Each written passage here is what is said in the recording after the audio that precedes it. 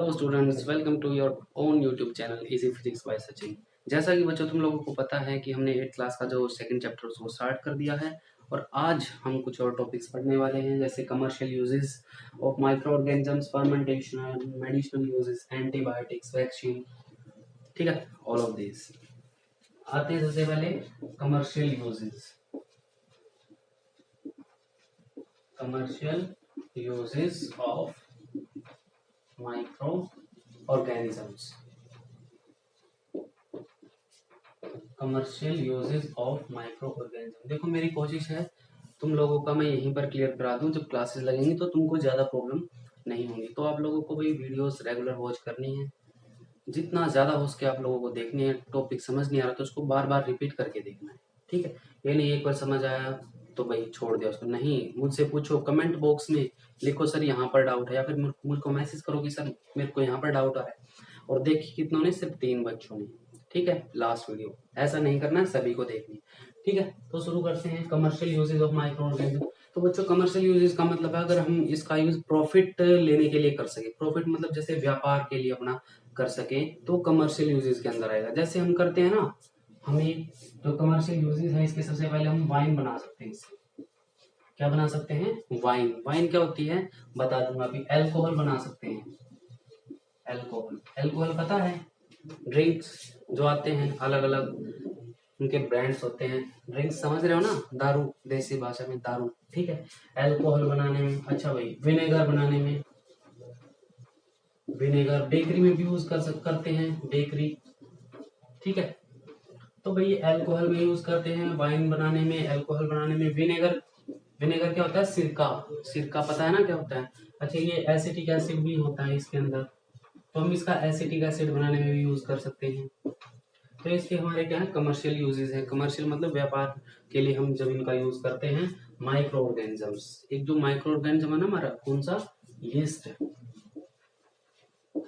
Yeast पता है ना, पढ़ा हुआ है ना? हाँ पढ़ा हुआ हमने साइंस क्लास में। यीस्ट जो होता है माइक्रो ऑर्गेनिज्म हमारा, इसको हम यूज कर सकते हैं। जैसे हमने बेकिंग इंडस्ट्री में भी यूज किया था उसका, ब्रेड वगैरह, केक वगैरह बनाने के लिए, ठीक है। क्योंकि ये क्या करता है, CO2 प्रोड्यूस करता है और CO2 से फूल जाता है, जैसे केक वगैरह है फूल जाता है, ठीक है। और ये जो यीस्ट है अल्कोहल बनाने में भी यूज किया जाता है। जो हमारे नेक्स्ट ये है ना फर्मेंटेशन, अभी ये इंपॉर्टेंट प्रोसेस है, इसको देखते हैं फर्मेंटेशन क्या होता है। फर्मेंटेशन पॉइंट टू पॉइंट चलेंगे भाई, इधर उधर काम नहीं पढ़ने वाले, ठीक है, ताकि ज्यादा टाइम हमारा वेस्ट ना हो। जो भी एक्स्ट्रा नॉलेज होगी वो फुल देने की कोशिश करूंगा मैं आप लोगों को। फर्मेंटेशन देखो भाई, ये एक प्रोसेस का नाम है जिसकी डिस्कवरी किसने की थी? लुईस पास्चर ने की थी। किसने? लुईस पास्चर ने। और कब की थी? 1857 में, 1857 में, ठीक है, लुई पास्चर ने। इसमें इसने क्या किया, जैसे मैं समझाता हूँ आप लोगों को। हमने क्या करना है, थोड़ा सा वाटर ले लेना है। क्या कर लेना है? वाटर ले लेना। तो भाई हमको करना क्या है, वाटर लेना है। मान लो हमने 500 ml वाटर ले लिया इसके अंदर, 500 ml वाटर। और हमने क्या किया इसके अंदर, 2-3 चम्मच शुगर डाल दी। 2-3 टीस्पून हमने क्या डाल दी इसमें? शुगर डाल दी, ठीक है, डाल दी। अब इसके अंदर मेरे को हाफ जो स्पून है वो किसकी डाल देनी है? यीस्ट पाउडर की डाल देनी। जो हमारा यीस्ट है, यीस्ट पाउडर डाल देना है इसमें। ये सिंगल सेल ऑर्गेनिज्म होता है, पता हमको, ठीक है। यीस्ट पाउडर हमने इसमें डाल दिया, ठीक। अब जैसे हम इसको यीस्ट पाउडर में डाल देना, हम इसको 4-5 घंटे के लिए ऐसे ही छोड़ देना, 4-5 आवर्स के लिए इसको ढका और ऐसे ढक के छोड़ देना, ठीक। थोड़ी देर में हमको, थोड़ी देर नहीं, 4-5 घंटे बाद हमको क्या लगेगा, लगेगा क्या होगा, जो ये हमारी शुगर है ना, इसमें से अल्कोहल की स्मेल आएगी। जो हमने वाटर बनाया था शुगर के साथ और उसमें यीस्ट पाउडर डाला, उसमें कौन सी स्मेल आती है? अल्कोहल की स्मेल आती है। अल्कोहल मतलब दारू, ठीक है। तो भाई ये हमारी जो शुगर थी, शुगर किसके अंदर कन्वर्ट हो गई? अल्कोहल के अंदर कन्वर्ट हो गई। इसी प्रोसेस को क्या बोलते हैं? फर्मेंटेशन बोलते हैं। तो फर्मेंटेशन को कैसे लिखेंगे? The process of conversion of sugars into alcohol. Sugars की अल्कोहल में कन्वर्ट होने की जो प्रोसेस है उसको हम क्या बोलते हैं? क्या बोलते हैं? फर्मेंटेशन बोलते हैं, जिसकी डिस्कवरी किसने की थी? लुई पास्चर ने की थी। और कब की थी? 1857 में।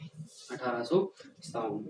तो मेरे ख्याल से ये बात आप लोगों को क्लियर हो गई। फर्मेंटेशन क्या होती है, इंपॉर्टेंट है, इसको भी याद कर लेना। ठीक है, चलते हैं हमारे नेक्स्ट क्या है?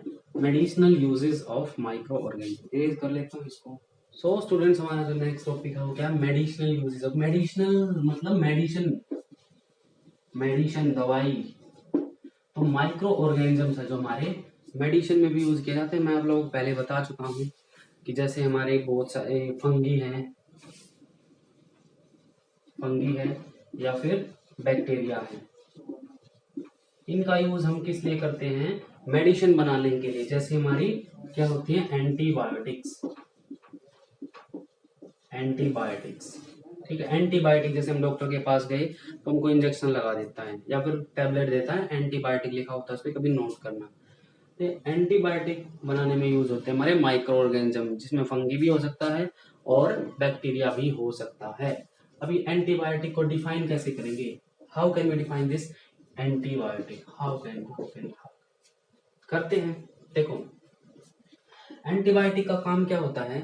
जैसे हमारी बॉडी में कोई बाहर से अटैक हुआ, बाहर से अटैक का मतलब ये नहीं किसी ने ईंट मार दी सर में, ऐसा नहीं है। हम बीमार हो जाते हैं ना, कई बार बीमार हो जाते हैं, उस केस में होता क्या है? जो माइक्रो ऑर्गेनिज्म है ना, दूसरे जिनकी वजह से हम बीमार होते हैं, वो हमारी बॉडी में एंटर कर जाते हैं। ठीक है, एंटर करने से वो हमारी बॉडी को क्या करने लग जाते हैं? नुकसान पहुंचाने लग जाते हैं। जो अच्छी अच्छी चीजें उनको एक तरह से मारने लग जाते हैं। जैसे किसी बॉर्डर पे सेना खड़ी होती है ना, ठीक है, दूसरे देश की मिलिट्री दूसरे पे अटैक कर देती है। सेम काम यहाँ पर होता है। बाहर की मिलिट्री हमारे अंदर वाली जो बॉडी है, मतलब अंदर की जो मिलिट्री है जो हमको बचाती है बाहर के आक्रमण से, अटैक से, उस पर अटैक कर देती है बाहर वाली। अगर हमारे अंदर वाली जो हमको जो बचा रही है उनसे, वो वीक पड़ जाए ना, कमजोर हो जाए, तो हम कह सकते हैं हम बीमार हो गए या हमको कुछ खांसी जुकाम बुखार कुछ भी हो गया। ठीक, तो वही होता क्या, हमारी बॉडी के अंदर भी ऐसी चीजें होती हैं जो बाहर से बीमारी लेकर आते हैं माइक्रो ऑर्गेनिजम्स, उनसे फाइट करती है, उनसे लड़ती है। ठीक है, उनको हम बाहर से भी ले सकते हैं एंटीबायोटिक्स की फॉर्म में। किसकी फॉर्म में?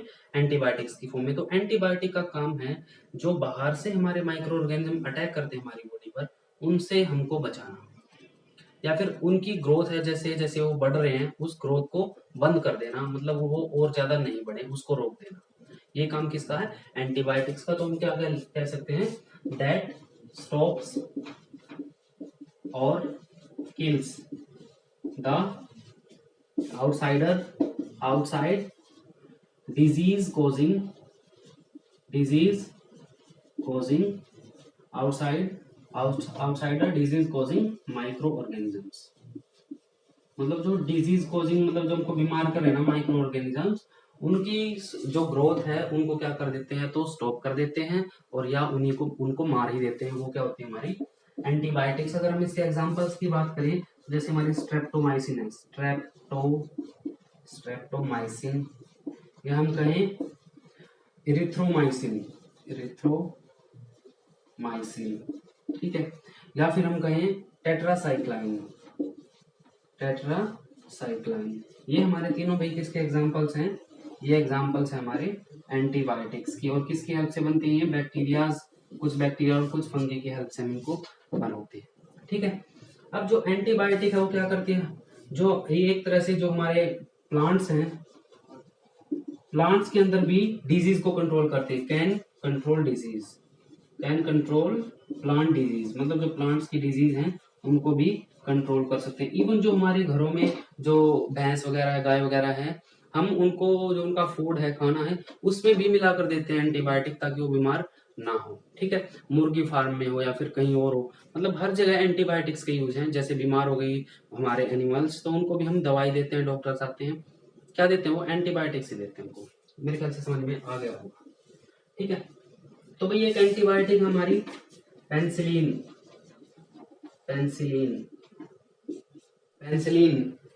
इसकी डिस्कवरी की थी भाई अलेक्जेंडर फ्लेमिंग ने।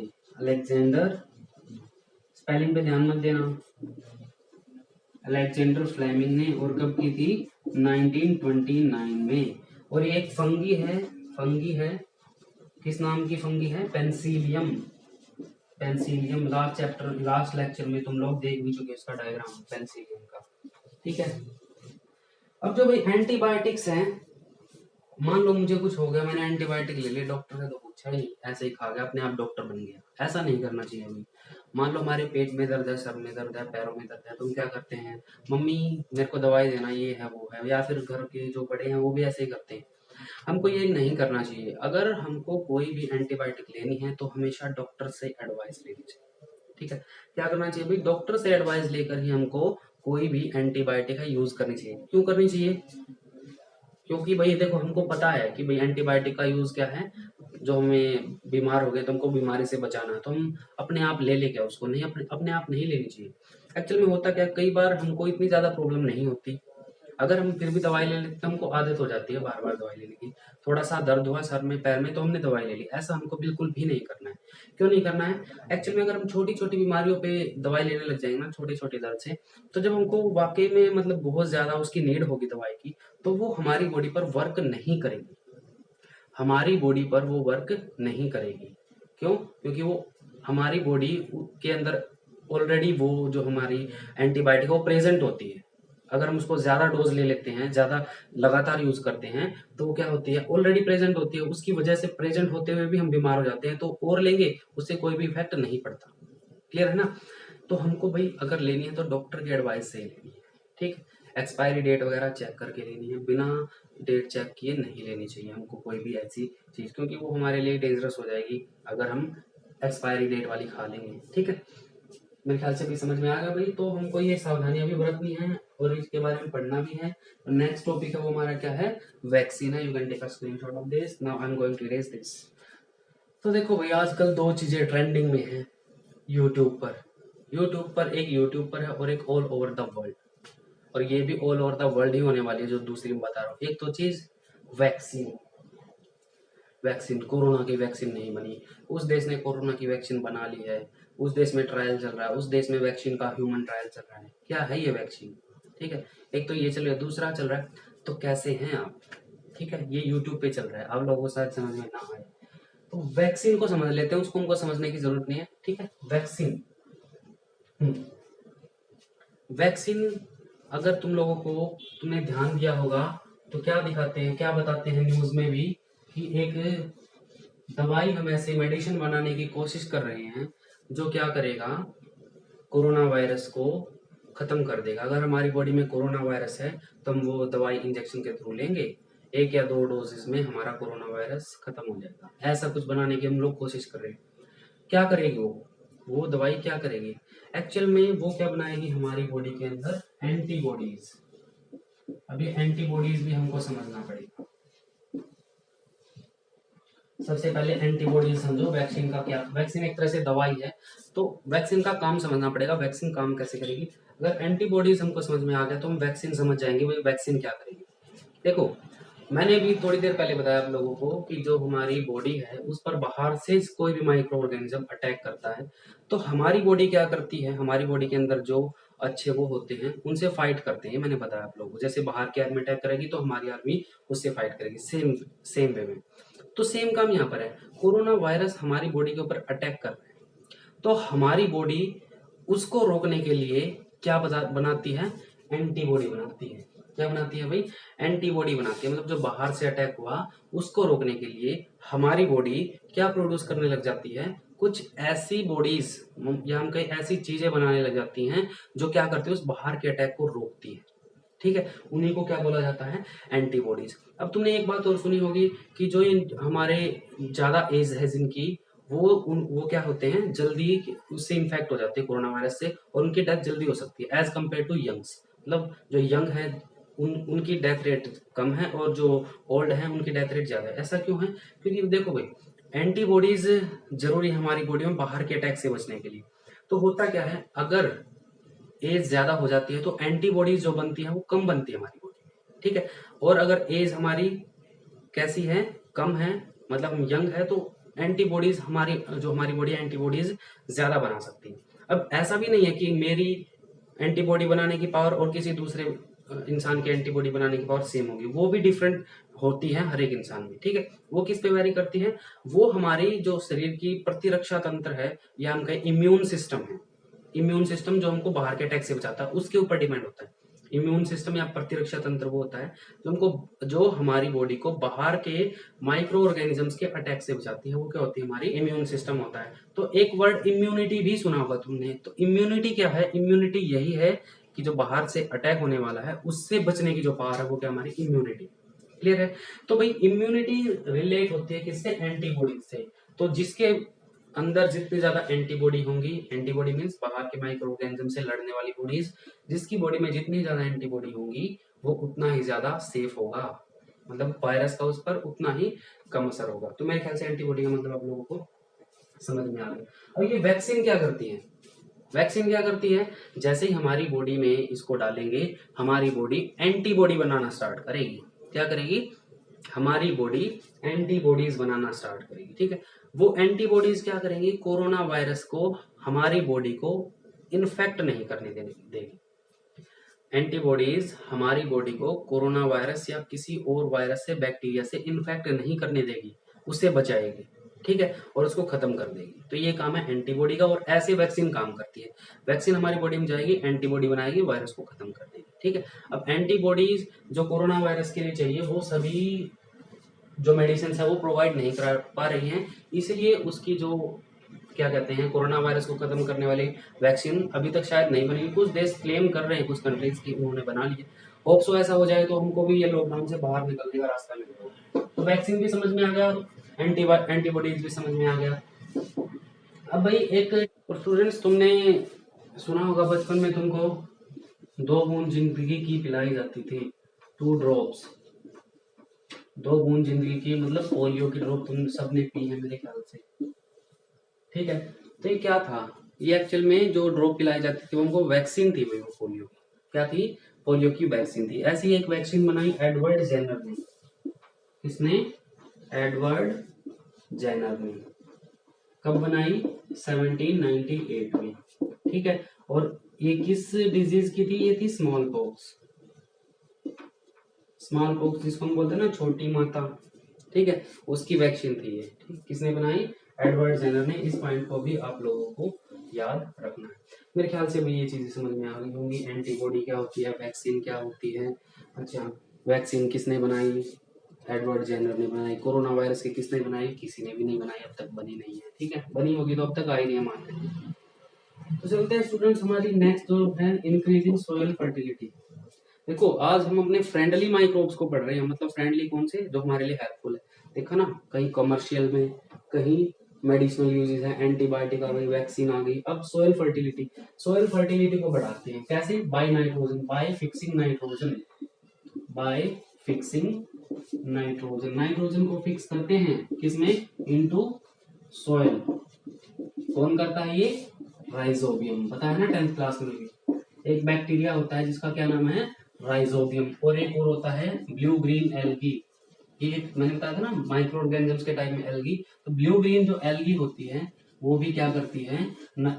सोयल के अंदर नाइट्रोजन को फिक्स करती है। और उस नाइट्रोजन को कौन लेता है? प्लांट्स लेते हैं। इसलिए इनको क्या बोलते हैं? Biological nitrogen fixers. Fixers match fix नहीं कर रहे हैं, नाइट्रोजन को फिक्स कर रहे हैं सोइल के अंदर। ठीक है? इसलिए इनको क्या बोला जाता है? राइजोबियम और ब्लू ग्रीन एल्गी को बायोलॉजिकल नाइट्रोजन फिक्सर्स। ठीक है? इससे सोइल की फर्टिलिटी इंक्रीज होती है। Increases fertility. फर्टिलिटी मतलब उपजाऊ शक्ति, फर्टिलिटी ऑफ सोइल। क्लियर है?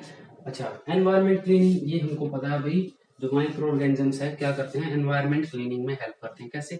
जैसे हमारे पास वेजिटेबल वेस्ट है, एनिमल वेस्ट है, उसको हम थोड़े दिन फेंक देंगे किसी जगह पे, गड्ढे में दबा देंगे, तो थोड़े दिन बाद वो सोइल मिट्टी के अंदर कन्वर्ट हो जाएगा। ठीक है? या हम कहीं कंपोस्ट के अंदर कन्वर्ट हो जाएगा। तो ये हमारे वेस्ट मटेरियल को कंपोस्ट के अंदर कन्वर्ट करते हैं।